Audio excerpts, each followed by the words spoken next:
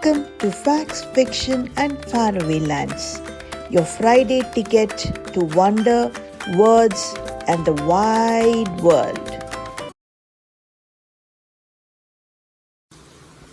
Day of the Dead.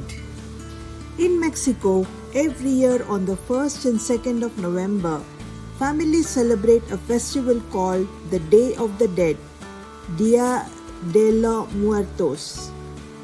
Now, despite its name, neither is it sad nor a frightening occasion. In fact, it is one of the most colorful and joyful festivals in Mexico, where people come together to honor and remember their loved ones who have passed away. Homes are decorated with altars called ofrendas, filled with photographs, candles, food, and little treasures that the departed ones enjoyed. Bright orange marigold flowers, known as cempasúchil, are placed everywhere. Their fragrance and glowing color are believed to guide the spirits back home for a short visit. Families also visit cemeteries where they decorate graves with flowers, light candles, sing songs and share stories, keeping the memory of their ancestors alive. Instead of silence and sorrow, there is music, laughter and togetherness. Symbols of the festival are unique and playful. Sugar skulls, painted brightly in cheerful colors, remind people that death is just a part of the life's cycle. Special pan de muerto or brain of the dead is baked and shared among family members. And everywhere you can see skeleton figures called calacas, dressed in fancy clothes, shown dancing or playing music, almost as if reminding everyone that even the afterlife is a time to celebrate. The spirit of the Day of the Dead is simple yet profound. It tells us that our loved ones may no longer be with us physically, but they continue to live on in our hearts and memories. Remembering them should not be gloomy. It can be filled with color, joy, music, and love. In a quiet little village, there lived a farmer named Chandrakant and his wife Supriya. Life wasn't easy for them. Their land was small, the harvests modest, and every rupee had to be stretched. Yet, despite their struggles, they worked hard every single day. From sunrise to sunset, they sowed, weeded, harvested, and stored away their grain. But there was one thing both of them secretly enjoyed: dreaming big dreams. Whenever the harvest was done and they had a little time to rest, they would sit in their courtyard and build castles in the air.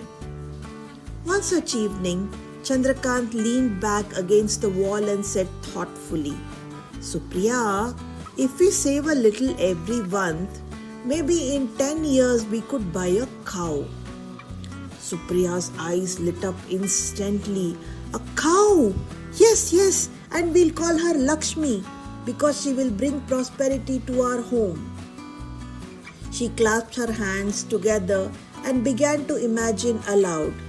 "She will give us so much milk. From the milk, I will set curd. From curd, I'll churn out butter. And from butter, golden ghee. We'll sell everything in the market and become rich." The more she spoke, the more excited she grew. The very next morning, she went to the potter's shop and came home proudly carrying 6 clay pots. Chandrakant raised his eyebrows. "6 pots?"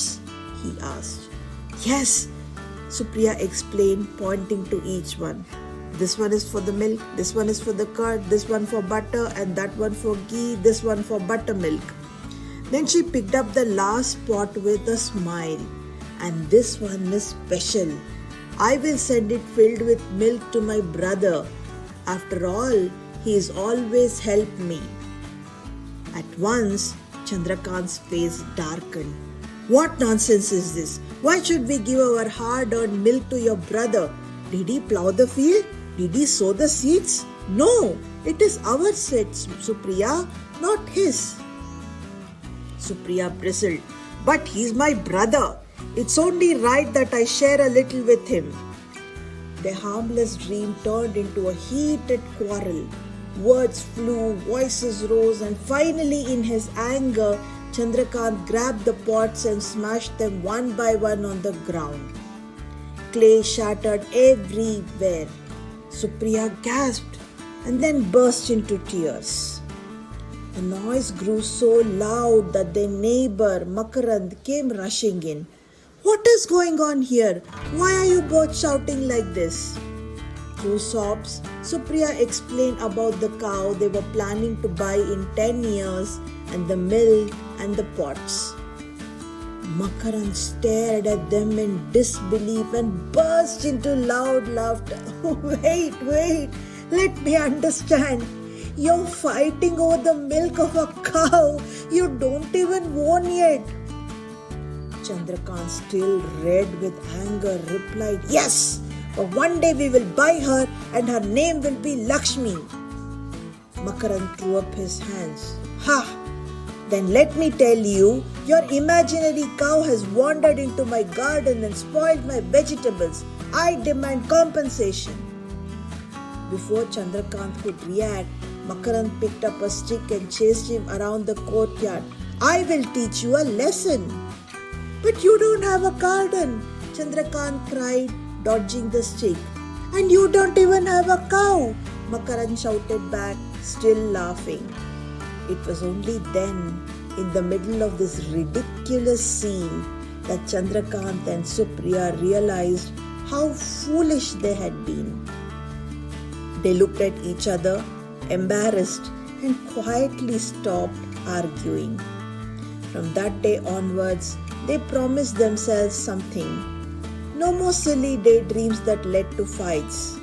They would still dream, yes, but they would keep their feet firmly on the ground. Because they understood at last that dreams alone don't build a future. Only hard work does. This week, we travel to Germany. The capital of Germany is Berlin. Here's the world map with Germany marked out for you. Fun facts.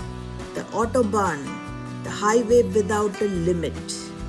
Imagine a road where your car could zoom like a rocket. Well, almost. That's the Autobahn, Germany's world-famous highway system. On certain stretches, there is no official speed limit. Drivers can go at lightning speeds, even 200 kilometers per hour or more. But don't worry, it's not chaos. Autobahn is built with incredible care. Smooth, wide roads, strong safety rules, and clear discipline. Slower cars always keep to the right, and the left lane is strictly for overtaking. For car lovers, it's like a dream racetrack woven into real life. The second fun fact. Black Forest. Deep in the southwest Germany lies the Black Forest or Schwarzwald. Why is it called black? Because the pine and fir trees grow so thick and tall that sunlight barely peeks through, making it look dark and mysterious.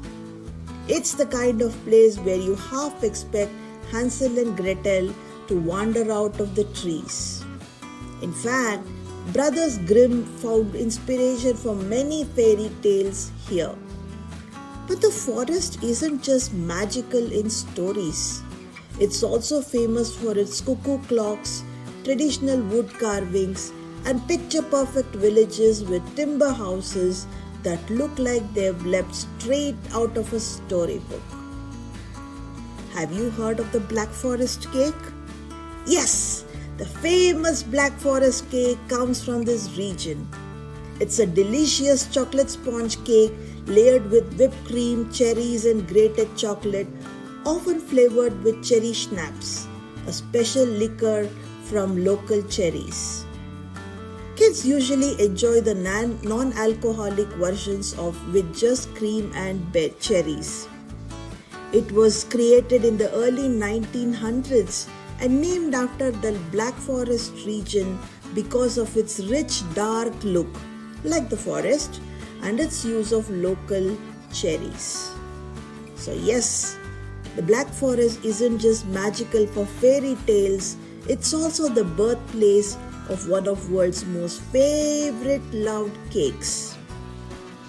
From speeding highways to fairy tale forests, Germany is full of surprises where thrill and magic live side by side.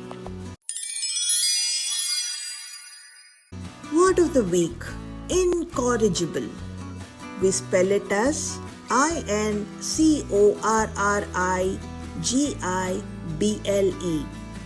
Someone who just won't change their behavior no matter how many times you tell them, often used in a playful or teasing way.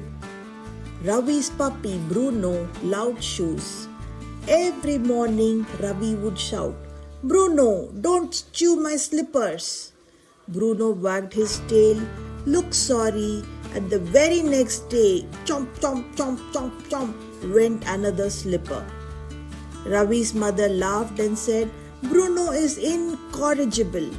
No matter how many times we tell him, he just won't stop." Incorrigible means someone who just keeps doing the same naughty or funny thing again and again. They just won't change. But sometimes being incorrigible isn't so bad, like always giving hugs to your mother or brother or father, or always asking curious questions.